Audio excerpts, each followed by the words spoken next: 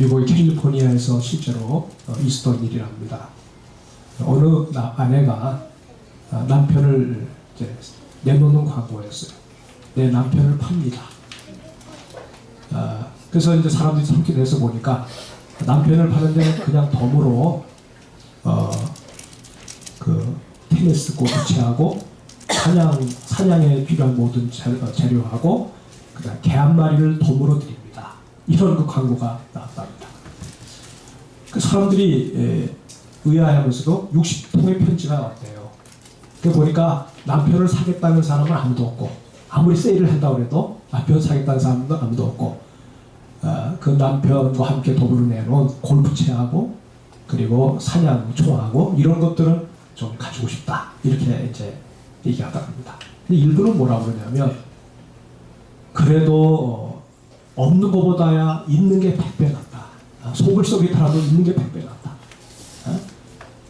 그리고 만약에 남편이 가정에서 뭔가 생활적인 측면을 도와주지 않는다고 하면 자녀 그 혼자 살아보니까, 애딸이 아이들하고 혼자 살아보니까 그게 보통 힘든 게 아니더라. 그러니까 너그러운 마음을 가지고 용납하고 그리고 잘 살아라, 뭐 이런 쪽에 추구하는 그런 말들을 이제 써보냈다는 거죠. 그럼 제가 그 짧은 글이지만 그걸 읽으면서 뭘 생각했느냐면, 그래요, 여러분, 완벽한 사람 없어요. 그러나 불완전하지만 서로의 약한 부분을 채워주고 그렇게 해서 살아가는 것이 가정이고, 또 그것이 바로 교회라고 믿습니다. 여러분, 집안이 만약에 사람이 없어 보세요. 홀로 텅 빈 곳에 혼자 있다고 생각해 보세요. 그냥 뭐 누가 좀 뭐 아이들이 막 어지럽히고 뭐 해도 집안이 좀 바글바글하고, 그러니까 웃음소리가 떠나지 않고, 뭐 물론 좀 시끄러울 수도 있지만 그렇게 해서 좀 사람들이 같이 모여서 해야 그 집이 좀 사는 것 같고, 또 교회도 마찬가지. 그렇게 해서 충만해서 하나님의 사랑스러운 집을 이루어가는 또 우리 많은 교회가 되고 우리 모두가 될 수 있기를 주의 이름으로 축복합니다. 아멘, 아멘. 자, 여러분, 혹시 그런 얘기 들어본 적 있어요? 목사님은 사람 보는 눈이 좀 없는 것 같아요. 혹시 여러분에게 또 그런 식으로 사람 보는 눈이 없는 것 같아요, 이런 말을 혹시 들어본 적 있습니까? 물론 반대로 당신은 정말 사람 보는 눈이 있어, 또 이렇게 얘기를 듣는 사람들이 있습니까? 어떤 간에 사람 보는 눈이 없다는 얘기를 듣는 사람들도 있을 수 있죠. 근데 여러분, 가만히 생각해 보면 지금 당장 내 눈앞에 있는 이 사람이 나에게 훗날 유익을 줄 사람인지 해를 끼칠 사람인지 당장 어떻게 압니까? 우리가 무슨 뭐 멀리 신명을 가지고 내다볼 수 있는 능력이 있는 사람도 아닙니까? 정말 그것은 참 어려운 거예요.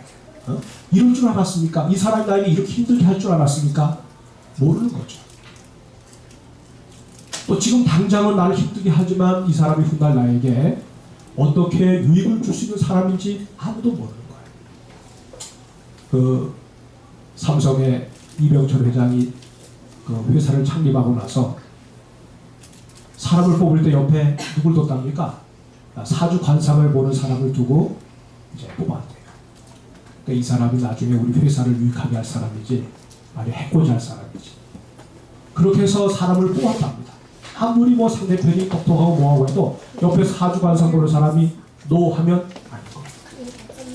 그래도 여러분, 그런데 그렇게 해서 들어온 사람 가운데 나중에 삼성의 고위직까지 올라갔어. 삼성의 모든 손배역을 다 알아. 비밀스러운 부분까지 다 알아. 어느 때 그 사람이 그걸 세상에 터뜨려버렸어. 그래서 정말 삼성이 공중불이 될 뻔했어요. 얼마나 고통스러운 그런 나날들을 사람들이 보냈는지 모르는 거예요. 그 관상자이가 이 사람은 훗날 우리에게 유익할 사람이라고 뽑았지만 그게 그렇지 않았다는 거죠.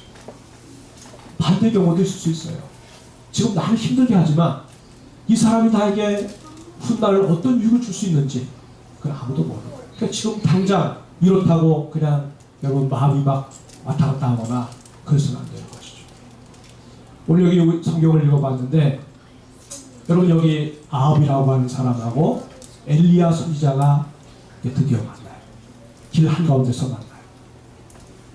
근데 아합은 이 보통 지금 붕괴한 게 아니에요. 그 아합이 엘리야를 보자마자 3년 만에 만나는 건데, 보자마자 뭐라고 얘기하냐면 이스라엘을 괴롭히는 너요, 이렇게 얘기합니다. 이건 좋게 말하는 거지. 너 이스라엘을 괴롭힌 이놈, 지금까지 어디 숨었다가 이제 나타났느냐, 그러면서 막 분노를 하는 거예요. 그때 엘리야가 오늘 성경 말씀에 보니까 그를 향해서 뭐라고 그러냐면, 내가 이 땅을 괴롭힌 것이 아니라 당신과 당신 아비 집이 이 땅을 괴롭혔습니다. 우상을 숭배하고 여호와의 명령을 따르지 않았기 때문에 이 땅이 이렇게 괴롭힘을 당한 것입니다, 라고 말하는 내용이 오늘 본문에 나오고 있어요. 자, 여러분, 엘리야 입장에서 볼 때는 참 억울합니다. 네? 누가 이 땅을 괴롭힌 사람, 누가 이 땅을 시원하게 만든 사람입니까? 그건 아합이에요. 그 적반하지 않는 유분수지요. 당신이 그렇다는 거야, 내가 그렇다는 거야. 그러니 여러분, 이 아합이 얼마나 억울한 심정을 가졌겠어요. 사실 보면 여러분, 이 지금 상황을 한번 그려보세요. 지금 아합은 무장 병력을 데리고 왔어요. 여러분, 호의를 가지고 온 게 아니에요. 이 엘리야가 입으로 저주의 말을 했기 때문에 이 땅이 이렇게 흉년이 들고 3년 동안 기근이 오지 않았습니까? 그동안 그렇게 기근을 몰고 온 이 엘리야를 잡아서 죽이려고 했는데 못 죽였던 거거든요. 그런데 이제 엘리야가 보자고 그러니까 그냥 왔겠어요? 만반의 준비를 다 갖추고 왔었죠. 그런데 엘리야는 혈혈단신이에요. 혼자예요. 네. 그러니까 여러 가지 불리한 상황 아니겠습니까? 그리고 지금 이렇게 막 분노의 감정을 가지고 막 그냥 어떻게 보면 지금 이성을 좀 거의 잃어버렸어요. 이런 왕이 좀 포를 쏟는데 속에서 내가 이 땅을 신음하게 하고 괴롭히는 것이 아니라 당신과 당신 아비지라고 말을 해야 되는데 이게 쉽겠습니까? 대꾸했다가는 그 자리에서 처형을 당할 수가 있어요. 보통 여러분 잔악한 사람들은 누가 자기에게 거슬린 말을 하면 못 참아요. 네? 어떤 사람은 그 분노를 그냥 당장 드러내기도 하고 아주 은밀한 방법을 취해서 상대편을 처리하기도 하겠죠. 제거하기도 하겠죠. 상대를 도무지 용서를 못합니다. 이런 상황이 뻔히 눈에 보이는 겁니다. 명확한 해예요. 근데 어떻게 그런 말을 할 수가 있겠어? 그런데 마음에서 자꾸 부딪히는 소리가 나. 하나님이 그 말 하라는 거예요. 그리고 현실은 눈앞에 지금 아합이 딱 분노의 얼굴 가지고 버티고 있어요. 그러니 하나님의 명령을 따르는 것이 쉽겠습니까? 어렵겠습니까? 차라리 내가 입을 다물고 있으면 이런 고난도 안 당할 텐데, 내가 입을 열어서 이렇게 말을 하면 어떤 일이 뻔히 일어날 줄 알게 되는데 이게 유쾌한 일이 아니에요. 우리가 때로 하나님 말씀을 따라가는 거 쉽지 않습니까? 순종은 뭐 그렇게 어려운 것 아닙니다. 순종하면 기쁨이 옵니다. 그리고 이렇게 얘기를 듣는다고 하면 그 틀린 말이에요. 순종하는 거 어렵습니다. 순종하는 건 우리에게 상당한 부담을 가져다 주는 거예요. 그런데 오늘 여기 본문에 보니까 하나님께서 엘리야의 마음 가운데 그 말을 하도록 하시고, 엘리야는 입을 열어서 아합을 향해서 바로 그 자리에서 얘기를 해요. 아합이여, 내가 이 땅을 괴롭게 하는 것이 아니라 당신입니다. 왕을 향해서 죄를 지적합니다. 당신과 당신 아비의 집이 죄를 범했기 때문에, 하나님 말씀을 불순종하고 바알이라고 하는 우상을 따라 섬겼기 때문에 이 땅이 이렇게 기근이 온 겁니다. 당신입니다. 라고 말하는 거예요. 여러분, 이거 맨정신으로 얘기 못합니다. 어떤 사람은 말 못하죠. 그래서 술 먹고 얘기하는 사람이 있어요. 평상시에는 한마디 말도 못해요. 술의 힘을 빌려가지고 얘기하는 사람이 있어요. 평상시에는 조용하다가 술만 먹으면 아주 수다를 떠는 사람들이 있어요. 엘리야도 마찬가지입니다. 자기의 맨정신 가지고 얘기 못해요. 하나님이 그에게 하게 하시는 거예요. 하나님이 그에게 그 말할 수 있는 용기를 주십니다. 담대함을 주십니다. 사랑하는 여러분, 우리가 이 땅을 살아가면서 위기를 만나거나 어려움을 만날 때, 비상한 시절을 맞이하게 될 때 염려하지 말라고 주님 말씀하셨어요. 왜? 그때 너에게 할 말을 내가 넣어주겠다고 주님이 말씀하셨어요. 그때 공급하시는 그 주님의 은혜, 주님이 나에게 주신 그 담대함을 가지고 외칠 때 사람들이 외치는 거거든요. 바로 이 엘리야가 그렇게 얘기를 했던 거예요. 네? 사랑하는 여러분, 사실 엘리야가 이 말을 던질 때 아합이 아프게 한 거 몰라요.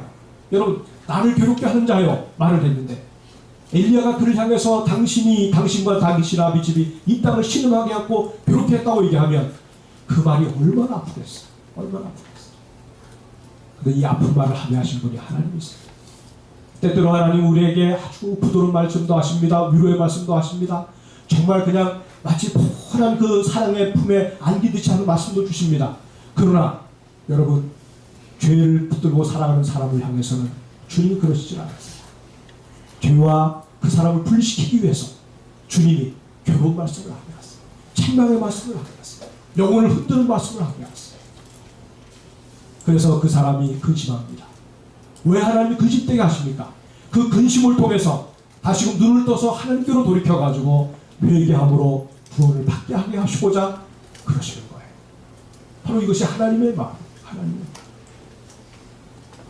하나님께서 범죄한 이 아합의 집을 살리고 싶은 마음이 있으셔서 주님은 그렇게 말씀하게 하신 거예요. 여러분, 아합이 분노로 얘기한다고 해서 엘리야도 똑같이 분노의 감정으로 얘기한 건 아닙니다.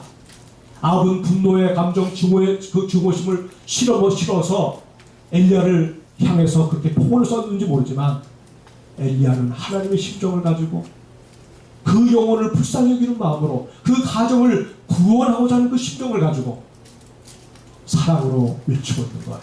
책망하나 그 책망 속에는 무궁한 하나님의 사랑이 담겨져 있다고 하는 말씀입니다. 우리 하나님은 죄인이 망한 것을 원치 않았어요.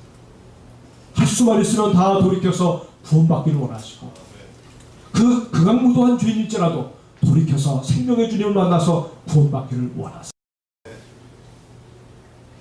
우리 아까 기도하는 내용 가운데 저 이슬람 그 극단주의자들 안에서 지금 신음을 당하고 고통당하는 분들에 대한 중보기도 우리가 생각해요.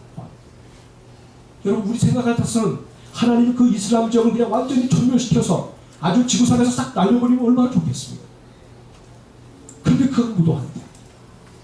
근데 거기에서 선교사님들이 전해오는 내용은 뭐냐면 그렇게 한쪽에서 그건 무도하게 해왔는데 이슬람 지역에 사는 수많은 무슬림들이 전에는 예수님에 대해서 관심도 없던 사람들이 지금 주님께로 엄청나게 돌아오고 있다는 거예요.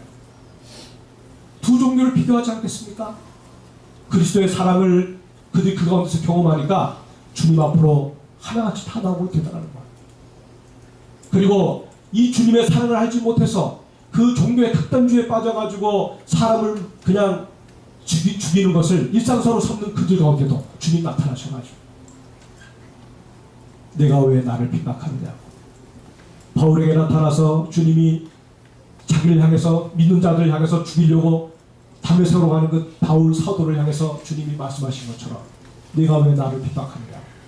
부활의 주님이 오늘도 그들에게 나타나셔가지고 이슬람권에 있는 사람들 가운데 이슬람 극단주의자들 가운데 주님께로 회심하고 돌아오는 사람들이 지금도 생기고 있다는 거예요. 죄인에게 긍휼을 베푸시고 망하면 더 이상 돌이킬 수 없는 그들을 돌이키도록 하기 위해서 오늘도 하나님은 사랑으로 역사하시는 주님이신 줄로 믿습니다. 사랑하는 여러분, 우리 주님이 이 땅에 오셨을 때 주님은 그런 말을 하셨어요. 나는 너희에게 평화를 주러 온 것이 아니라 그랬어요.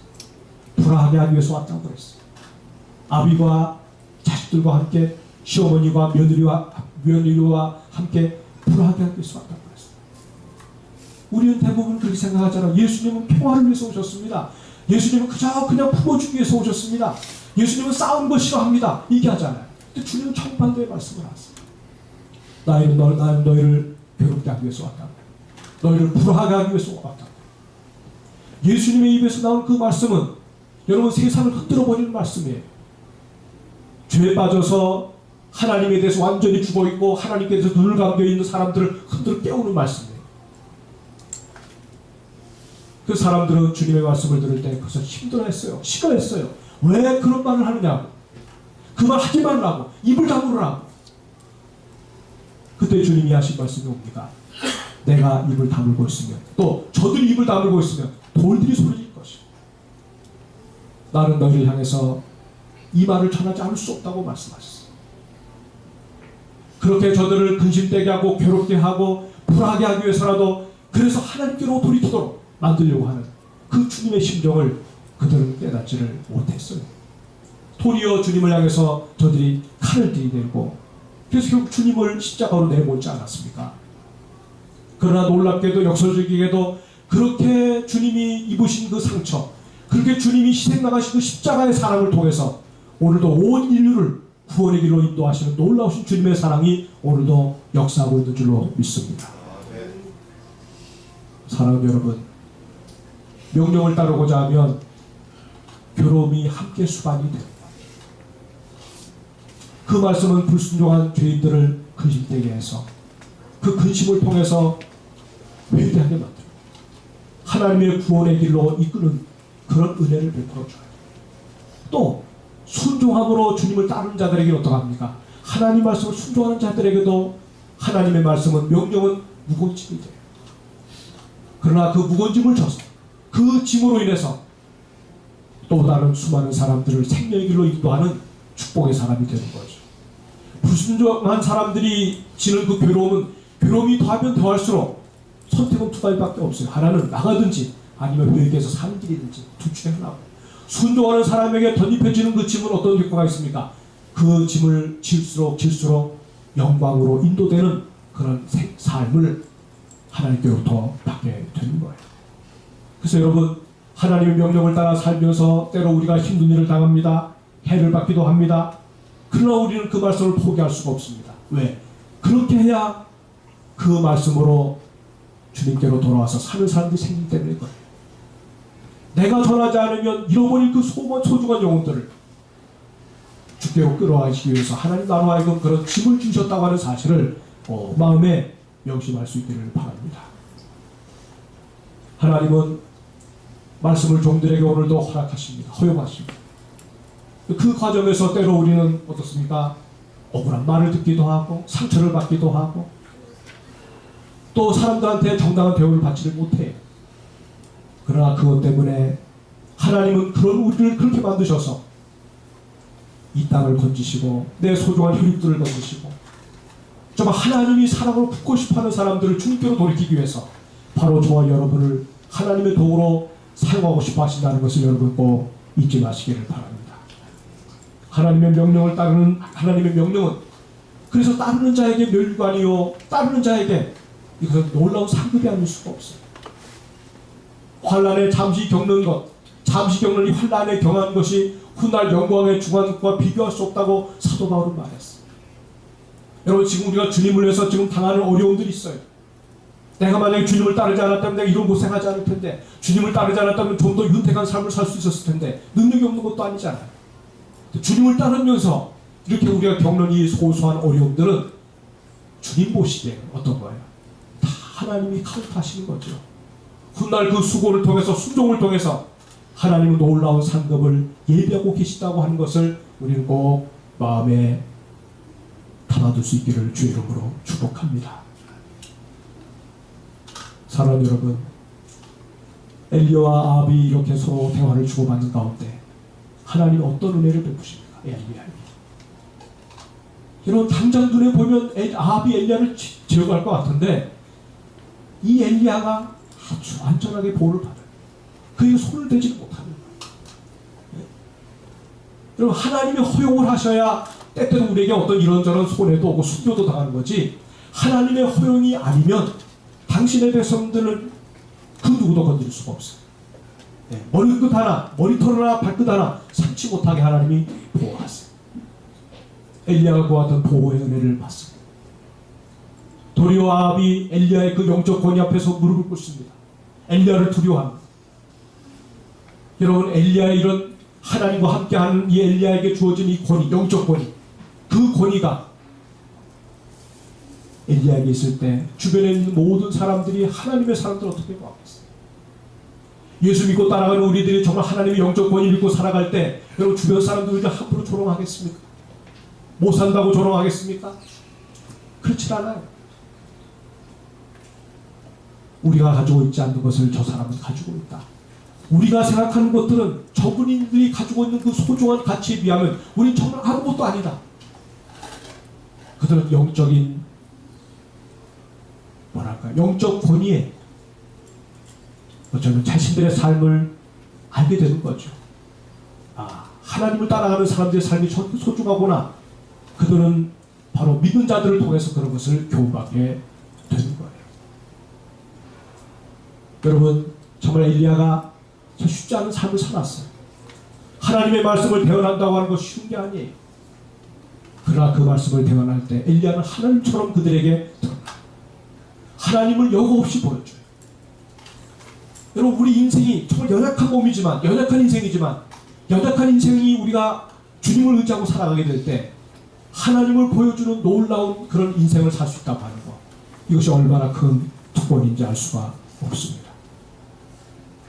사람 여러분, 하나님의 뜻대로 살고자 하면 다 고난을 받습니다. 그리고 제대로 믿음 생활을 하려고 하면 별의별 소리 다 들어요. 예수님은 어떤 소리 들었습니까? 예수님은 귀신 들렸다, 미쳤다, 그런 소리 들었어요. 바울 같은 분은 어떤 소리 들었습니까? 연병이라는 소리 들었어요. 엘리야는 하나님을 대언해서 한 말밖에 없는데 이것이 죄라면 죄인데, 그 엘리야를 향해서는 우리를 괴롭게 하는 자라고 말씀을 들었습니다. 인간적으로 생각하면 억울합니다. 정당하게 평가받지 못한 거예요. 그러나 그렇게 해서 하나님 때문에 사람들을 근심되게 하는 일로 인해서 저들이 회개하고 저들의 영혼을 얻는다고 하는 것은 얼마나 큰 보상이고 축복인지 알 수가 없습니다.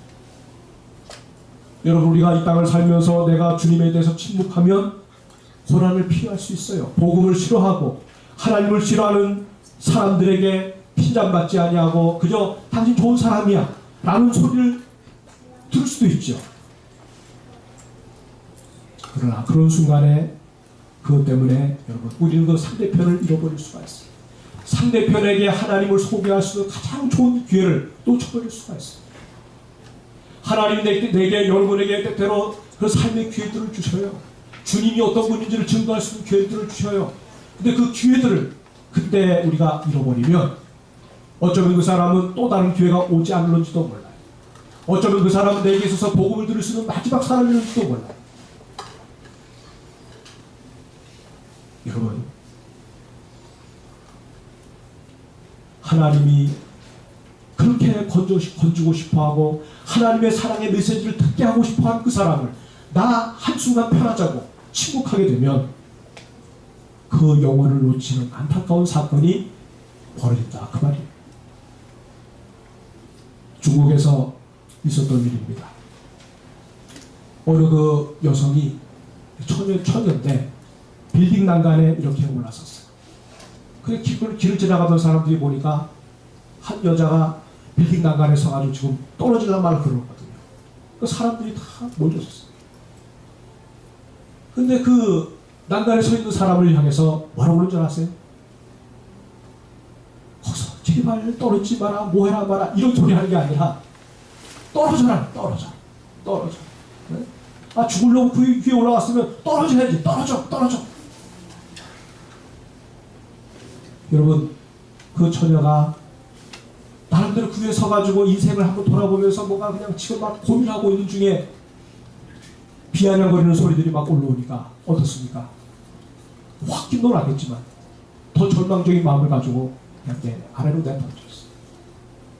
그 자살하는 그 사건이 있었어요.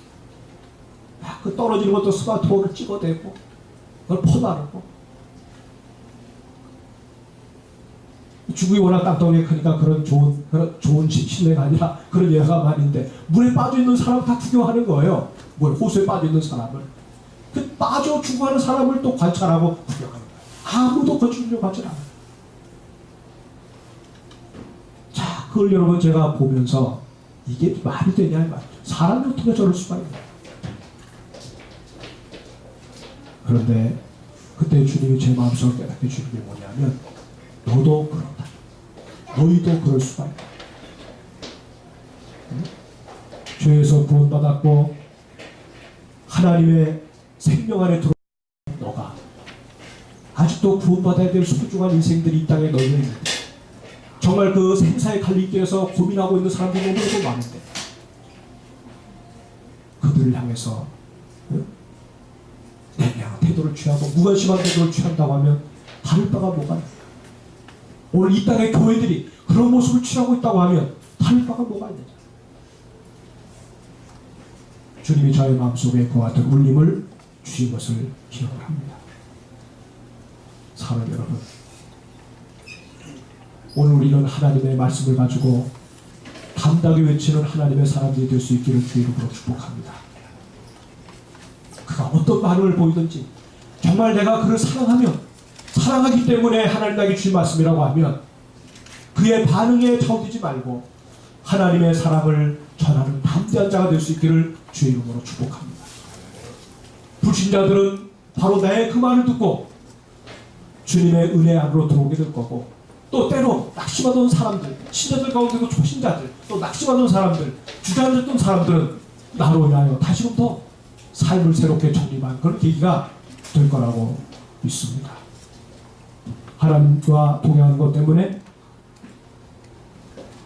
여러분, 사람들에게 주님에 대해서 얘기하는 것 때문에 혹시 누가 여러분들을 시비하게 되면, 시비의 대상이 된다고 하면 시비의 대상이 될 것 같아요. 하나님 때문에 좀 욕도 먹어봐야 되지 않겠습니까? 여러분, 주님 때문에 다른 사람들 앞에 좀 이런저런 소리 좀 들어야 되지 않겠습니까? 나는 너가 정말 예수님에게 너무 빠지니까 난 너하고 친구하기 싫어. 친구하기 좀 끊어야 될 거야. 그래서 좀 끊겨지는 그런 일도 좀 생겨야 되지 않겠습니까?